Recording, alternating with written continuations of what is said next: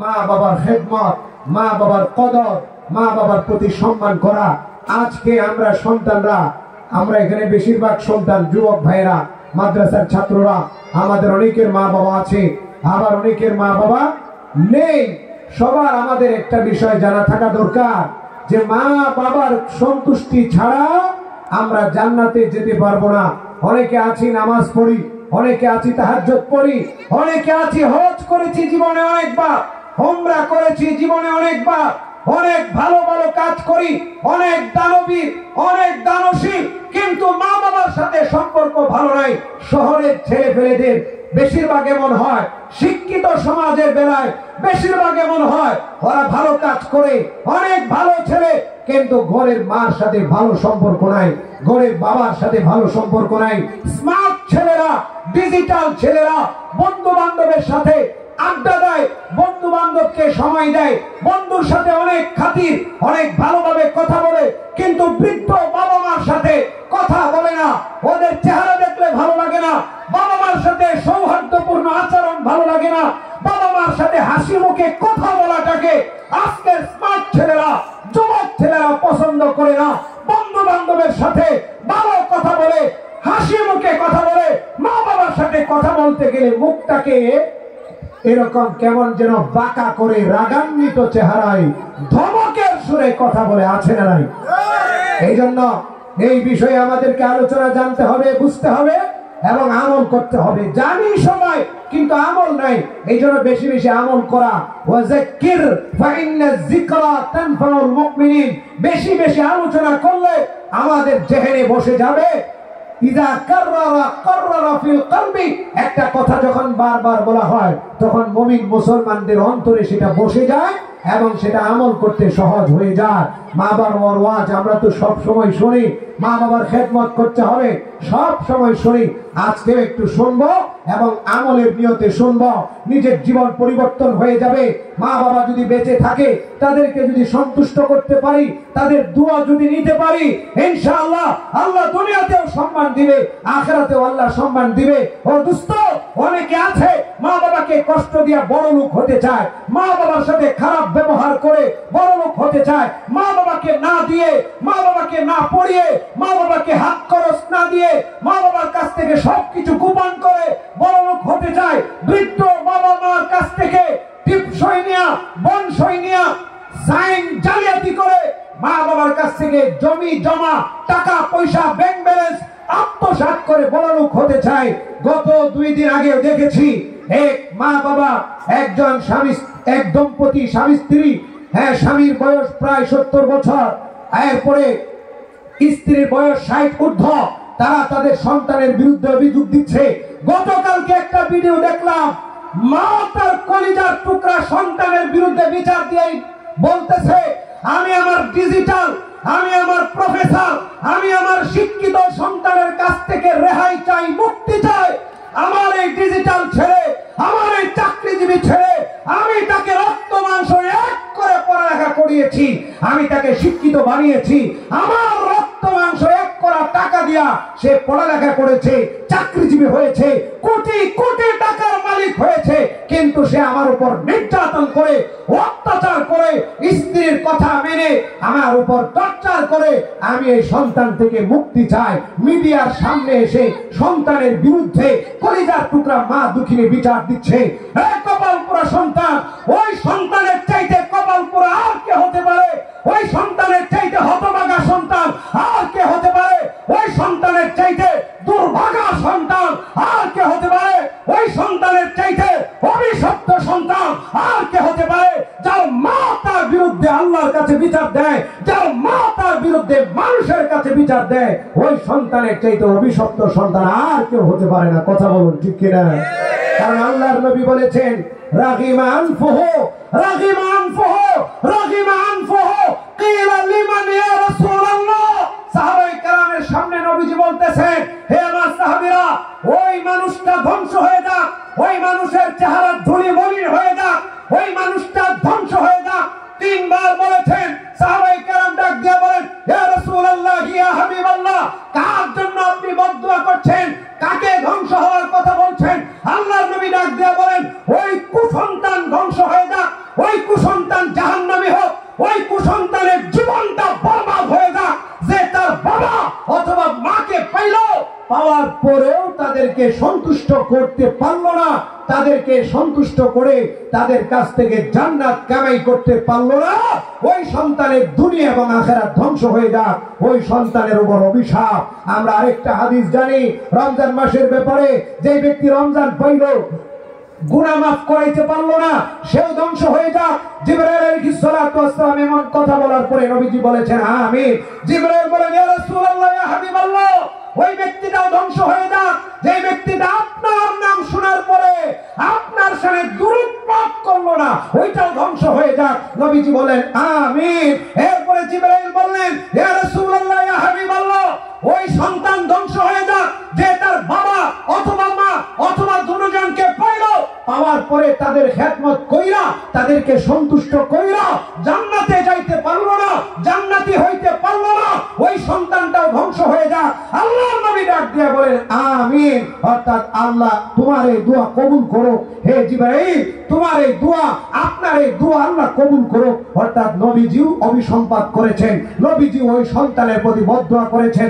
এই জন্য সন্তান ভাইরা, আমরা যারা যুবক ভাই আছি, আমরা যারা সন্তান আছি, যাদের মা আছে অথবা যাদের বাবা আছে অথবা দুজনেই আছে, সাবধান হয়ে যায়, আল্লাহকে ভয় করি, মনে করব না আমি শুধু নামাজ পড়ে, শুধু হজ করে, শুধু উমরা করে, শুধু দান করে, শুধু মানবতা করে আমি জান্নাত পেয়ে যাব, এটা মনে মনে ভাববো না। আমি ভাববো না যে আল্লাহকে খুশি করে ফেলছি, এটা ভাবার সুযোগ নেই। কারণ আল্লাহর নবী বলেছেন রিদা রাব্বি ফি রিদাল ওয়ালিদ ওয়া সাখাতুর রাব্বি ফি সাখাতিল ওয়ালিদ। তোমার মা বাবা সন্তুষ্ট তো আল্লাহ সন্তুষ্ট, তোমার মা বাবাও সন্তুষ্ট তো আল্লাহ সন্তুষ্ট।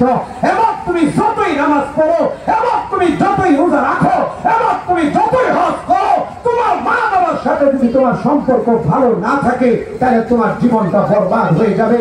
মুহতারাম হাজিরে, মা বাবা যদি কাফের হয়, মা বাবা যদি মুশরিক হয়, আল্লাহ বলেছেন কাফের মুশরিক মা বাবার সাথেও খারাপ আচরণ করা যাবে না। ওয়াসাহিবহুমা ফিদ দুনিয়া মারুফা। আল্লাহ ডাক দিয়ে বলে তোমার বাবা যদি কাফের হয়, তোমার মা যদি কাফের হয়, তোমার বাবা মা দুজন যদি কাফের মুশরিক হয়, তুমি তাদের কথা ধর্মীয় ক্ষেত্রে মানবা না, ঠিক আছে। তারা যদি বলে নামাজ পড়ো না, এটা মানবা না, ঠিক আছে। তারা যদি বলে মসজিদে যাও না, এটা মানবা না, ঠিক আছে। তারা যদি বলে মাহফিলে যাইবা না, এটা মানবা না, ঠিক আছে। কিন্তু তারা যদি বলে আমার খেদমত করো, আমাকে টাকা দাও, আমার ভরণ পোষণের ব্যবস্থা করো, আমার জন্য এইটা নিয়ে আসো, আমার জন্য এই কাজটা করে দাও, বৈধ কাজগুলো করার ক্ষেত্রে কাফের মুশরিক মা বাবার কথা মানতে হবে। কথা বলেন ঠিক কিনা? হযরত আবু হুরায়রা রাদিয়াল্লাহু তাআলা আনহুর মা ছিলেন মুশরিকা। মা কি ছিলেন? মুশরিকা। ইয়ামান দেশ থেকে সফর করে হযরত আবু হুরায়রা মা সহ নবীর দরবারে আসতেন। হযরত আবু হুরায়রা রাদিয়াল্লাহু তাআলা আনহু মাকে এত বুঝান, তারপরে হালকা মাকে এত বুঝান, তারপর মা বুঝে না। মা শুধু আবু হুরায়রাকে ধমকায়, এ আবু হুরায়রা নবীর দরবারে যাবি না। একদিন আবু হুরায়রা বিলম্ব করে আসছে। আবু হুরায়রা মুসলমান, মা হলো কাফেরা মুশরিকা বিধর্মী। মা প্রতিদিন ধমকায়, এই মুহাম্মদের দরবারে যাবি না। হযরত আবু হুরায়রা ডাক দিয়া বলেন মা, বিলম্ব করে আসার কারণ হলো নবীর দরবারে গিয়েছিলাম, নবীর দরবার থেকে আসতে বিলম্ব হয়েছে। মা রাগ করে আবু হুরায়রাকে মারতে শুরু করলেন, আবু হুরায়রাকে শাসন করতে শুরু করলেন। আবু হুরায়রা ডাক দিয়ে বলে, ও মা, আপনি যতই মারেন না কেন, আপনার শরীরের সমস্ত শক্তি দিয়ে মারেন, আমি নিষেধ করব না, তবে মা সব ছাড়তে পারবো, কিন্তু মুহাম্মাদের দরবার ছাড়তে পারবো না। আপনি আমাকে যতই মারেন, যতই শাসন করেন গো মা, নবীর দরবারে যেতে বাধা দিবেন না মা, নবীর দরবারে যাইতে নিষেধ করবেন না গো মা। আপনি আমাকে আরো মারেন, শরীরের সমস্ত শক্তি দিয়ে মারেন, তারপরেও নবীর দরবারে যেতে বাধা দিবেন না। এই কথা শোনার পরে মা আরো রাগান্বিত হয়ে হযরত আবু হুরায়রাকে মারতে মারতে দরবার থেকে বের করে দিলেন। করে দিলেন। আবু হুরায়রা কিছুই বলেন নাই, কাঁদতে কাঁদতে আবু হুরায়রা নবীর দরবারে চলে গেছেন। আল্লাহর নবীর দরবারে আবু হুরায়রা বিচার দেন। যদিও বিচার মনে হয় কিন্তু আসলে বিচার না। হযরতে আবু হুরায়রা কেমন মাকে ভালোবাসতেন, মাকে কতটা সম্মান করতেন। হযরতে আবু হুরায়রা আল্লাহর নবীর দরবারে যায় বলে, ইয়া রাসূলুল্লাহ, ইয়া হাবিবাল্লাহ, এই যে দেখেন আমার মা আমাকে মারতে মারতে ঘর থেকে বের করে দিয়েছে, আমাকে মারতে মারতে আমাকে রক্তাক্ত করে ফেলেছে। আমার মা আপনার দরবারে আসতে বারবার বাধা প্রদান করে। আল্লাহর নবী ডাক দিয়ে বলেন, আবু হুরায়রা, সাবধান সাবধান, তাইলে তুমি কি তোমার মার বিরুদ্ধে আমার দরবারে বিচার দেওয়ার জন্য আসছো? তোমার মার বিরুদ্ধে আমার কাছে অভিযোগ দেওয়ার জন্য আসছো নাকি? আল্লাহর নবী আবু হুরায়রাকে সাবধান করে দিলেন।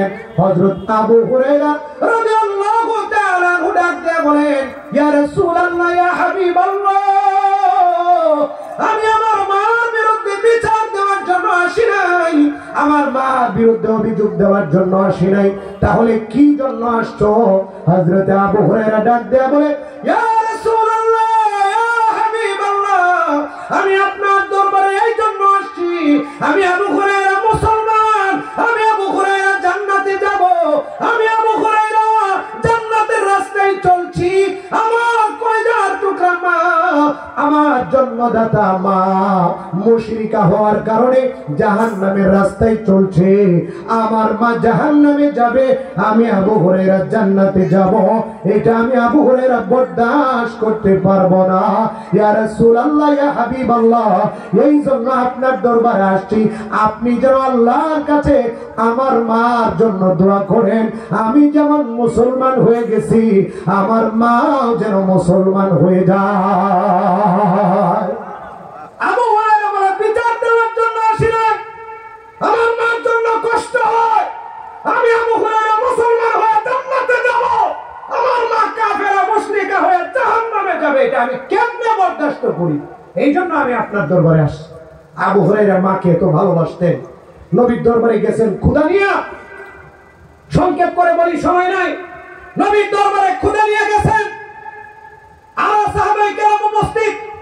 নবীজি বের হয়ে জিজ্ঞেস করেন, কিরে তোমরা এই সময় কেন আসলা, কি চাও? সাহাবায়ে কেরাম ডাক দিয়ে বলে, ইয়া রাসূলুল্লাহ, ইয়া হাবিবাল্লাহ, ক্ষুধা যখন লাগে, ঘরে যখন খাবার থাকে না, তখন আপনার দরবারে আসি, আর কোথায় যাব? আর তো কোনো দরবার নাই, এজন্য আপনার দরবারে আসি। আবু হুরায়রাও গেছেন।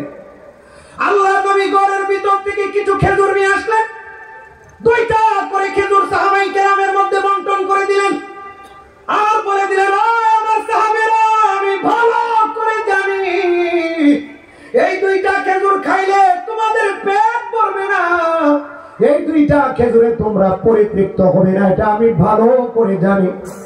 কিন্তু একটু সরাই, কিন্তু আমি রাসূলুল্লাহর বরকত, আমি মুহাম্মদের বরকত, এই দুইটা খেজুর খাওয়া যদি তোমরা একটু পানি পান করো, তাহলে সারা দিন আর ক্ষুধা লাগবে না, পেটটা ভরে যাবে। বলেন না সুবহানাল্লাহ।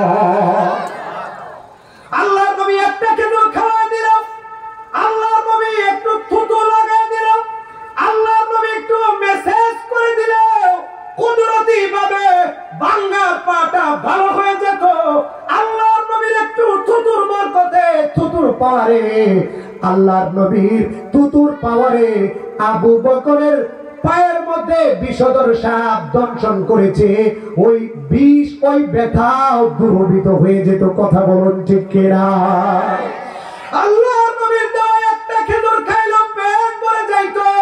আল্লাহর নবীর দেওয়া এক পেয়ালা দুধ 100 জন সাহাবায়ে কেরাম পান করতে পারতেন। এটা আমাদের নবীর শান, আমাদের নবীর মান, আমাদের নবীর সম্মান। সম্মান বর্ণনা করতে গেলে সারা রাত বর্ণনা করেও শেষ করা যাবে না। এরপরেও কিছু কাফের, কিছু মুশরিক, কিছু নাস্তিক, বাংলাদেশের নামদারি কিছু মুসলমান, ওই রাজীবরা, আসাদ নূরেরা, মুফাসসিররা, তারা আমার নবীর চরিত্র নিয়ে প্রশ্ন তুলে। কথা বলুন ঠিক কিনা? ওদেরকে কোরআন হাদিস দিয়ে বুঝাই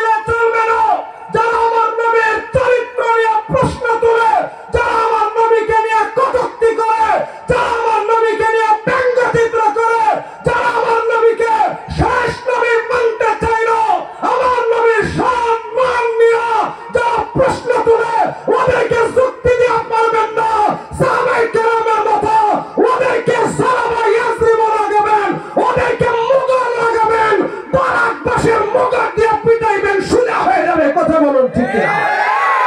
আমার নবীর দুশমনদের ঔষধ একটাই, বরাকবাসীর মুখর। কথা বলুন ঠিক কিনা? আমার নবীর দুশমনদেরকে কথা দিয়া, যুক্তি দিয়া, আয়াত দিয়া, হাদিস দিয়া পারবেন না।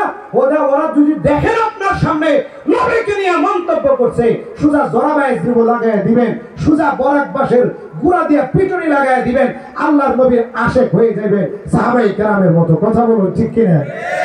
মুসলমান বাবাদিরা আমার, আল্লাহর নবী ডাক দিয়ে বলেন, ও আবু হুরায়রা, আমি ভালো করে জানি, ও আমার সাহাবীরা, আমি ভালো করে জানি দুইটা খেজুর খাইলে তোমাদের পেট ভরবে না, কিন্তু আমি রাসূলুল্লাহ দোয়া করে দিলাম দুইটা খেজুর খাও, একটু পানি পান করো, সারাদিন আর ক্ষুধা লাগবে না, সারাদিন আর তোমাদের পিপাসা লাগবে না। সমস্ত সাহাবায়ে কেরাম দুইটা খেজুর খাইলে, পানি পান করে সবাই পরিতৃপ্ত হয়ে গেলেন। আল্লাহর নবী তাকায় দেখেন আবু হুরায়রা একটা খেজুর খাইছেন, আর একটা খেজুর কাপড়ের বাসের মধ্যে রেখে দিয়েছে। আল্লাহর নবী তাকায় দেখেন আবু হুরায়রা একটা খেজুর খাইলেন, আর একটা খেজুর খোসার মধ্যে রেখে দিলেন। আল্লাহর নবী দেখা জিজ্ঞাসা করলেন, ও আবু হুরায়রা, সবাইরে দুইটা খেজুর দিলাম, সবাই দুইটা খেজুর খাইলো, তোমারেও দুইটা খেজুর দিলাম, তুমি একটা খাইলা আর একটা তুমি কাপড়ের ভাঁজে রেখে দিলা, ব্যাপারটা কি? হযরত আবু হুরায়রা কান্দেন আর বলেন, ইয়া রাসূলুল্লাহ, ইয়া হাবিবাল্লাহ, আপনি তো ভালো করে জানেন আমার ঘরের মধ্যে আমি যেমন আছি, আমার একজন মা আছে, আমার আর কেউ নাই। আমি যেমন ক্ষুধার্ত, আমি ব্যবসা বাণিজ্য করি না, আমি চাকরি বাকরিও করি না, এই জন্য ঘরের মধ্যে খাবার নাই। আমি যেমন ক্ষুধার যন্ত্রণায় আপনার দরবারে আসছি, আমার বিধর্মী মাটা ক্ষুধার যন্ত্রণায় ঘরের মধ্যে কাতরাচ্ছে, আমার মা বাহিরে যায় না, আপনার দরবারেও আসে না। এই জন্য আমি আবু হুরায়রা একটা খেজুর খাইলাম, আরেকটা খেজুর আমার বিধর্মী মার জন্য রেখে দিলাম। আমি যেমন ক্ষুধার্ত, আমার মাটাও ক্ষুধার্ত, ইয়া রাসূলুল্লাহ, এই জন্যই আমার মার জন্য আমি একটা খেজুর রেখে দিলাম। বলেন সুবহানাল্লাহ। আল্লাহর নবী ডাক দেয়া বলে, আবু হুরায়রা, আগে বলবা না তোমার মাও ক্ষুধার্ত? ও আবু হুরায়রা, নাও, আরো দুইটা খেজুর দিলাম, নাও, এই দুইটা খেজুরের মধ্যে একটা তুমি খাও, আরেকটা তোমার মার জন্য রেখে দাও। তাইলে দুইটা তুমি খাইলা, দুইটা তোমার মার জন্য রেখে দিলা, তোমার মাকে পানি পান করাইবা, তোমাদের ক্ষুধা যেমন নিবারণ হয়ে গেছে, তোমার মার ক্ষুধাও নিবারণ হয়ে যাবে। এইভাবে হযরত আবু হুরায়রা বিধর্মী মাটাকেও ভালোবাসতেন, মুশরিকা মাটাকেও ভালোবাসতেন। ও মুসলমান যুবক ভাইরা, মা বাবাকে ভালোবাসা ছাড়া, মা বাবার খেদমত করা ছাড়া, মা বাবার দোয়া ছাড়া বড় লোক হওয়া যায় না। মা বাবার দোয়া নিয়ে দুনিয়াতেও বড় লোক হতে পারবো, দুনিয়াতেও শান্তি সুখ অর্জন করতে পারবো, আখিরাতেও জান্নাত অর্জন করতে পারবো। আর মা বাবাকে ধোঁকা দিয়া, মা বাবার সাথে খারাপ ব্যবহার করে, স্ত্রীর কথা মাইনা বড় লোক যদিও হয়ে যায়, টাকা পয়সা যদিও কামাই করে নেই, কিন্তু বেশি দিন টিকবে না। মা বাবার বদদুয়ার কারণে সব কিছু ধ্বংস হয়ে যাবে, দুনিয়া ধ্বংস হয়ে যাবে, আখিরাতও বরবাদ হয়ে যাবে। মার বদদুয়া লাগা যায়, মার দোয়াও লাগা যায়। হাদিসের মধ্যে আল্লাহর নবী ডাক দেয়া বলেন, একজন হীরাওয়ালা হীরা নিয়ে যায় আর এলান করে দেয়, কে আছো আমার দামি হীরাটা ক্রয় করবা? সন্তানটা ডাক দেয়া বলে, যুবকটা ডাক দেয়া বলে, তোমার হীরা ক্রয় করব, দাম কত? হীরাওয়ালা ডাক দেয়া বলে, 60 দিনার, অর্থাৎ বর্তমানে ধরে না 60 টাকা। এক দিনারে যদিও 300 টাকা, কিন্তু বুঝার জন্য বলছি 60 টাকা। 60 দিনার দিলে হীরা গুলা দিয়া দিব, দামি হীরা, মূল্যবান হীরা। ওই যুবকটা ডাক দিয়া বলে, ওই হীরাওয়ালা, আমি তোমার হীরা 60 টাকা দিয়ে ক্রয় করব, শর্ত হলো আমার বাবা ঘুমিয়ে আছে, আমার বাবার কাছে সন্দুকের চাবি, আমার বাবার কাছে বক্সের চাবি, আমার বাবা ঘুম থেকে জাগ্রত হলে আমার বাবার কাছ থেকে চাবি নিয়া তোমাকে 60 দিনার দিয়া দিব, 60 টাকা দিয়া দিব, এরপরে তোমার সাথে বেচা কেনা হবে, অপেক্ষা করো। হীরাওয়ালা ডাক দিয়া বলে আমার হাতে সময় নেই, আমার কাছে টাইম নাই। ওই যুবক, তোমার বাবাকে ঘুম থেকে জাগ্রত করো, আমি তোমাকে প্রয়োজনে 50 টাকাই দিয়ে দিব, 10 টাকা কমায় দিব, তুমি এখন তোমার বাবাকে জাগ্রত করো। যুবকটা ডাক দেয়া বলে হীরাওয়ালা বাপ, আমার বাবার ঘুম এত কম দামি না, আমার বাবার ঘুমের মূল্য এত কম না, তুমি 10 টাকা কমায় দিলে আমি আমার বাবার ঘুমটাকে ভেঙে ফেলবো, আমার বাবার ঘুম নষ্ট করব, এত কম দামি হয় না আমার বাবা।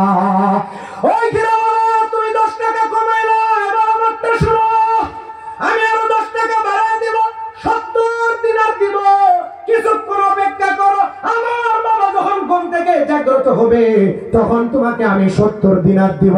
হীরাওয়ালা বলে আমার কাছে সময় নাই, আরো 10 টাকা কমায় দিলাম, 40 টাকাই দিয়া দিব, তোমার বাবাকে জাগ্রত করো। যুবকটা ডাক দিয়া বলে আমার বাবার ঘুমের মূল্য এত কম হয়ে যায় না, 20 টাকা কমায় দিবা, আমার বাবাকে আমি ডিস্টার্ব করব। ওই হীরাওয়ালা শুনো, আমি তোমাকে আরো 10 টাকা বাড়ায় দিব, 80 টাকা দিব, অপেক্ষা করো। হীরাওয়ালা বলে না, আরো 10 টাকা কমিয়ে দিলাম, 30 টাকার মধ্যে দিয়ে দিব। যুবকরা ডাক দিয়া বলে না না, অপেক্ষা করো, আমি তোমাকে 90 টাকা দিব। হীরাওয়ালা বলে না না, তোমার মতো কাস্টমারের আমার দরকার নাই, আমি চলে গেলাম। হীরাওয়ালা রাগ করে চলে গেল। বাবা যখন ঘুম থেকে জাগ্রত হইলেন, সন্তান বাবার কাছে যায় বলে আব্বু, আমার সাথে রাগ করবেন না, মন খারাপ করবেন না, একটা দামি হীরা আমার হাত থেকে ছুটে গেছে। সব ঘটনা খুলে বলল। বাবা যখন দেখলেন সন্তানের কাছে বাবার ঘুমের এত মূল্য, বাবাকে সন্তান এত মূল্যায়ন করে, বাবা খুশিতে আত্মহারা হয়ে গেলেন। বাবা আল্লাহর দরবারে 2 হাত তুলে মুনাজাত করে আর বলে, ও আল্লাহ, আমি বুড়া মানুষ, আমি গরিব মানুষ, আমার পরিবারে এত টাকা পয়সা নাই, আমি মৃত্যুবরণ করার পরে আমার পরিবারটাকে কে চালাবে গো আল্লাহ? হে আল্লাহ, আমার সন্তানকে কে দেখবে, আমার স্ত্রীটাকে কে দেখবে? হে আল্লাহ, তোমার কাছে দোয়া করলাম, আমার এই কলিজার টুকরা সন্তানকে আমার মৃত্যুর পরে তুমি কুদরতি ভাবে সাহায্য করবা। আল্লাহর নবী ডাক দিয়ে বলেন, বাবার দোয়া আল্লাহর দরবারে কবুল হয়ে গেছে, বাবার দোয়া আরশে ইলাহিতে পৌঁছে গেছে।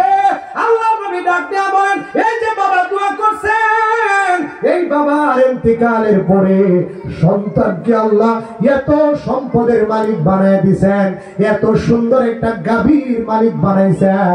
এই গাভীটা এক পাশে রাখা হলো, আরেক পাশে সম পরিমাণ স্বর্ণ রাখা হলো। এই যুবকটা এই গাভীটাকে দিয়া দিলেন, গাভী সম পরিমাণ স্বর্ণের মালিক হয়ে গেলেন। এই গাভীর ঘটনা কুরআনুল কারীমের মধ্যে আসছে, যার কারণে সূরাতুল বাকারাকে গাভীর সূরা বলা হয়। এই যুবককে আল্লাহ পাক একটা দামি গাভী দিয়েছেন, ওই